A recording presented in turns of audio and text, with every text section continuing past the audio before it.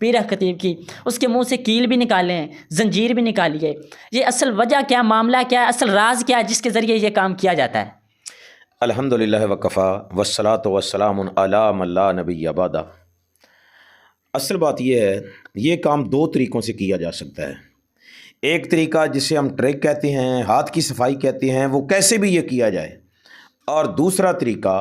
شیاطین کے ذریعے، جنات کے ذریعے، موکلات کے ذریعے یہ کام کیا جاتا ہے، اور پھر ان سے یہ کام لیا جاتا ہے، اور یہ عامل جو یہ عمل کرتے ہیں یہ جتنے غلیظ اور گندے ہوتے ہیں اتنا ہی ان کے موکل اس کے ساتھ بہت زیادہ مدد کرنے والے ہوتے ہیں، حتیٰ کہ یہ اپنا پیشاب خود پیتے ہیں، اپنے محرم رشتہ داروں کے ساتھ بدکاری کرتے ہیں، اور یہ سنی ہوئی کہانیاں نہیں ہیں،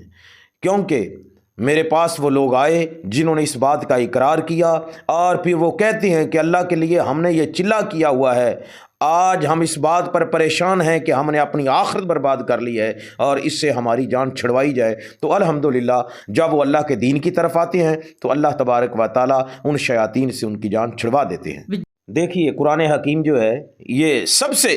افضل اور پاکیزہ اور مقدس کتاب ہے۔ اللہ تبارک و تعالیٰ نے اس میں بھی اس بات کا ذکر کیا ہے کہ ملکہ بلقیس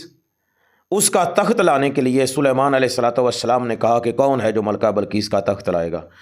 تو اللہ کا قرآن کہتا ہے کہ وہاں پر ایک جن تھا، افریت نامی جن، وہ کہنے لگا کہ میں لے کر آؤں گا۔ تو معلوم کیا ہوا کہ یہ جنات ایسا کام کر سکتے ہیں، اور یہ لوگ جو ہیں جب ان کے لیے یہ غلیظ اور گندے کام کرتے ہیں تو ان کے لیے یہ ایسے ہی کام کرتے ہیں، تو اس لیے ان سے بھی یہ کام لیا جا سکتا ہے۔ جیسے اس کی مریضہ نے بھی انکشاف کیا ہے، انہوں نے ایک اسپیشل کمرہ بنایا ہوا ہے، کسی اور کو جانے کی اجازت نہیں ہوتی، اور اس کا طواف کروایا جاتا ہے، کہ یہ وہی کڑی ہو سکتی ہے، شیاطین کے ذریعے یہ سارا کچھ کیا جا رہا ہے؟ بے شک، اور یہ کوئی غلط نہیں ہے، کیونکہ وہاں پہ جس طرح بیت اللہ کا طواف کیا جاتا ہے اسی طرح اس کمرے میں انہوں نے جو کچھ بھی رکھا ہو، بقول اسی خاتون کے کہ وہاں پر جنات ہیں، وہاں پر شیاطین ہیں۔ سورہ انعام میں اللہ تبارک و تعالیٰ نے ان جنات سے کام لینے سے منع فرمایا ہے، اور جب وہاں پر انہی کے نام کا طواف کیا جائے گا، انہی کے نام کے چکر لگائے جائیں گے، کیا بیت اللہ، ہم بیت اللہ کا حج کرنے کے لیے نہیں جاتے، وہاں پر طواف نہیں کرتے، یہ شعائر اللہ کی توہین نہیں ہے؟ اور آگے چلیے، یہ کہتے ہیں ختم نبوت۔ اور بھائی جان میرا سوال یہ ہے، آج جو قادیانی ہیں، جو مرزئی ہیں، جو مرزا غلام احمد تھا، کیا وہ ان پڑھ تھا؟ وہ بھی اسلام کا لبادہ اوڑھ کے اس نے محمد رسول اللہ صلی اللہ علیہ وسلم کے دین پہ ڈاکہ مارا، اور یہ تو اللہ کے حق پہ ڈاکے مار رہا ہے کہ اللہ کے گھر کا طواف کیا جاتا ہے، یہاں پر یہ ایک کمرہ بنا کر وہاں پر طواف کر رہا ہے۔ اور صرف یہی نہیں بلکہ ان عاملوں نے